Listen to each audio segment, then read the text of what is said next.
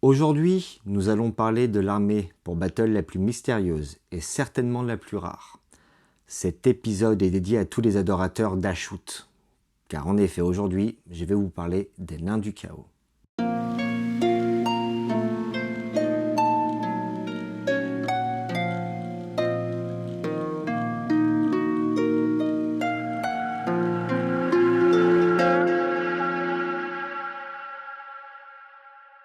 Bonjour tout le monde, bienvenue dans ma faille temporelle. La boîte qu'on va ouvrir ensemble ce jour n'était déjà plus commercialisée quand je suis tombé dans le hobby il y a environ une trentaine d'années. Cette armée n'a jamais eu le droit à son livre d'armée traduit en français. Même pas sûr qu'il soit traduit dans d'autres langues que l'anglais d'ailleurs. Les seules bribes que nous avons de leurs règles traduites en français se trouvent dans le War Dwarf numéro 5. Pas facile à trouver, en physique en tout cas. Je vous rappelle quand même que le War Dwarf numéro 5 en France est sorti en 1993.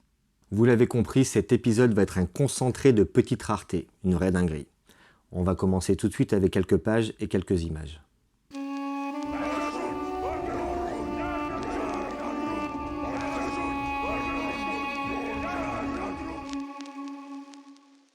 La couverture du livre d'armée est illustrée par David Gallagher.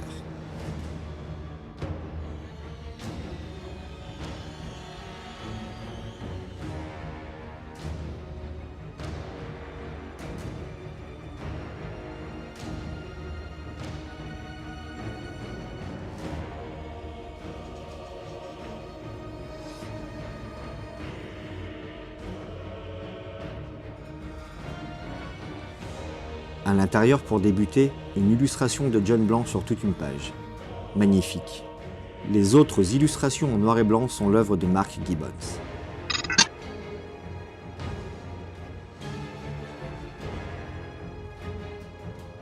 Les nains du chaos se nomment dans leur langage Oskul Drazar, ce qui signifie les nains du feu.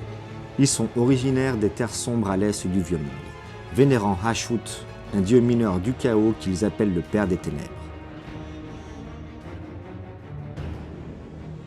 Cette divinité chaotique représente le feu, l'avidité et la tyrannie, aspects néfastes qui façonnèrent les traits physiques des nains du chaos.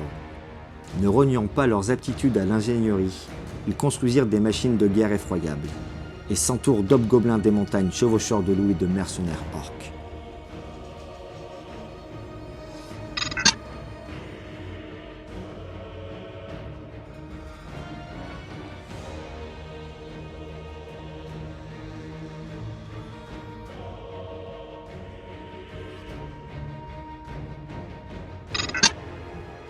L'intégralité de ces figurines furent sculptées par Alan Perry, avec l'aide de Norman Swales pour les machines de guerre.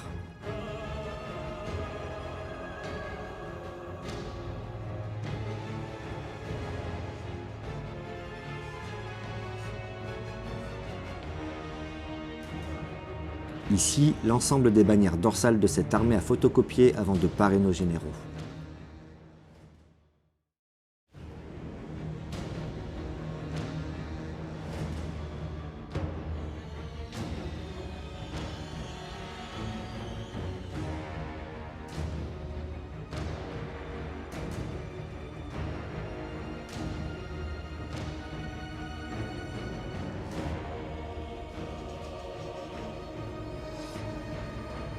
Dans le War Dwarf 5, on retrouve sensiblement la même chose, mais en beaucoup plus réduit en quantité quand même.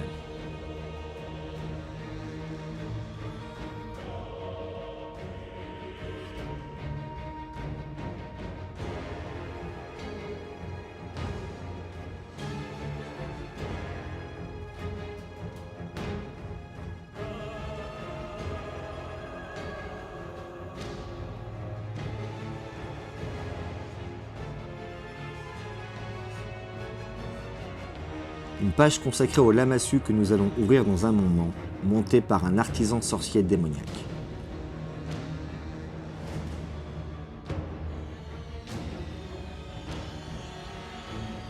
Les centaures taureaux sont des nains ayant muté il y a des siècles lors de la venue du chaos. Anthropophages, il est dit que leur forme physique est, plus que toute autre, celle qui s'approche le plus du Père des Ténèbres.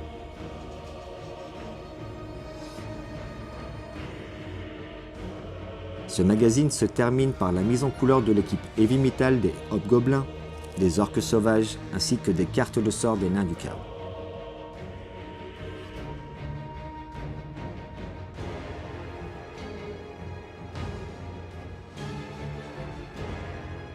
Alors avant l'ouverture, on va brièvement s'attaquer sur l'esthétique de cette armée, et donc sur les sources d'inspiration de ses créateurs. La dégaine des Nains du Chaos n'a jamais fait l'unanimité. Un nez proéminent, des crocs saillants, une barbe ondulée qui ressemble vraiment à des tubes, et un chapeau, la plupart du temps presque aussi grand qu'eux.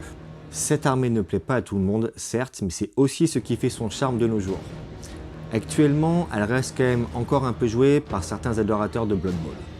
L'inspiration principale de cette armée remonte à l'Antiquité, aux mythologies proto-perses et assyriennes. On peut le vérifier sur plusieurs gravures et bas-reliefs antiques. Je vais vous en montrer quelques-uns. Et ça me fait une transition parfaite pour commencer à évoquer avec vous le Lamassu. Pour cela, je vais vous parler un petit peu de mythologie.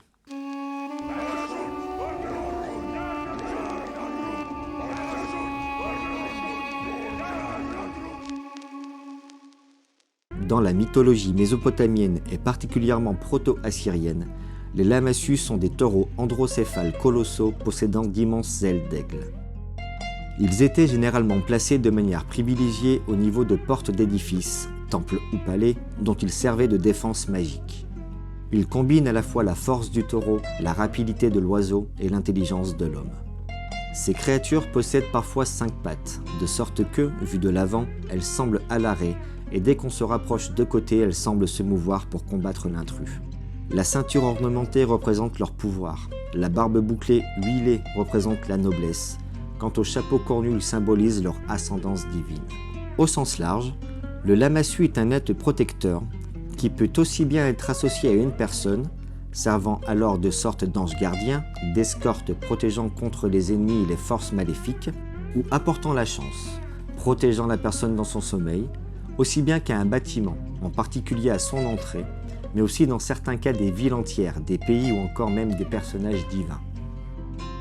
Dans l'univers de Warhammer, les lamassus sont, selon les légendes contées par les doyens nains du chaos, une mutation rare d'un grand taurus. Ces créatures expirent un air ensorcelé et sont dissimulées derrière une aura chatoyante, défense contre les armes magiques. Les lamassus sont très intelligents.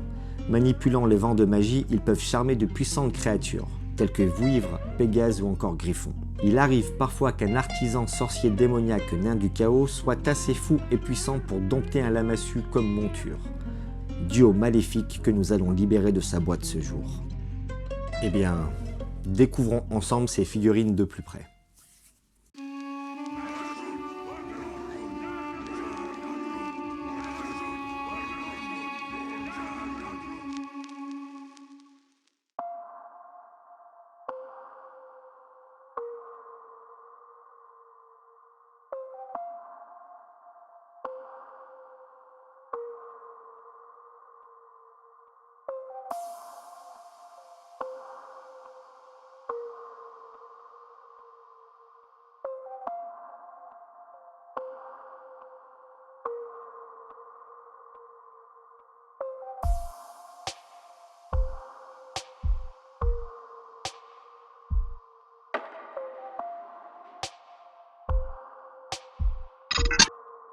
Je trouve le packaging ultra classe. Ce rouge et ce noir conviennent parfaitement à cette race.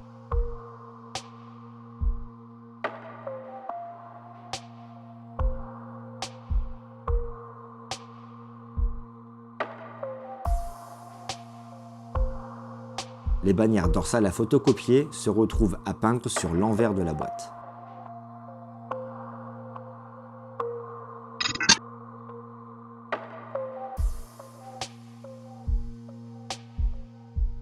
À l'intérieur de la boîte, la notice de montage en noir et blanc.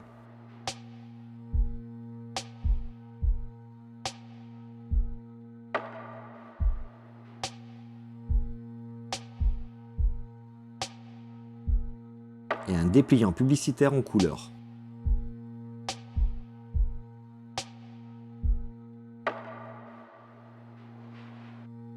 Les pièces en métal qui se baladent depuis 1993 dans la boîte ont ravagé le polystyrène. Un petit nettoyage s'impose. Voici le corps en deux parties du lamassu.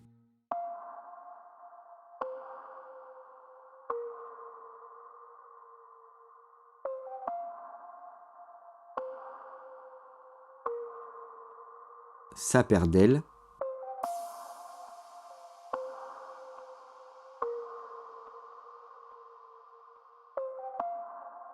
et sa tête.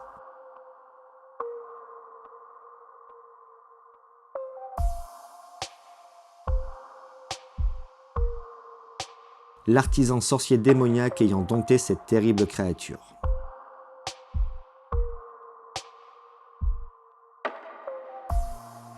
Sa bannière dorsale. Le métal plutôt souple, déformé par le temps, devra être redressé. Un classique sur ces vieilles figurines en métal. Pour conclure, j'ai deux autres petites choses à vous montrer. Ici, un guerrier nain du chaos encore sur grappe, moulé en monobloc plastique et daté de 1994. Ces figurines étaient vendues par 10 dans des box sets comme celui-ci. Et ici, un blister encore scellé contenant 3 guerriers nains du chaos en métal, que nous allons découvrir ensemble.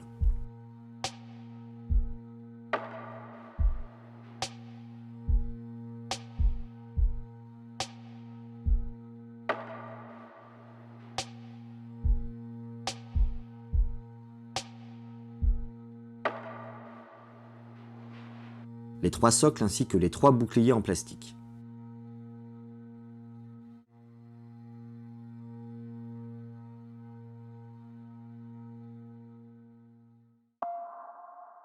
Les sculptures en métal sont beaucoup plus fines que celles en plastique, plus détaillées, et chaque guerrier a un chapeau différent.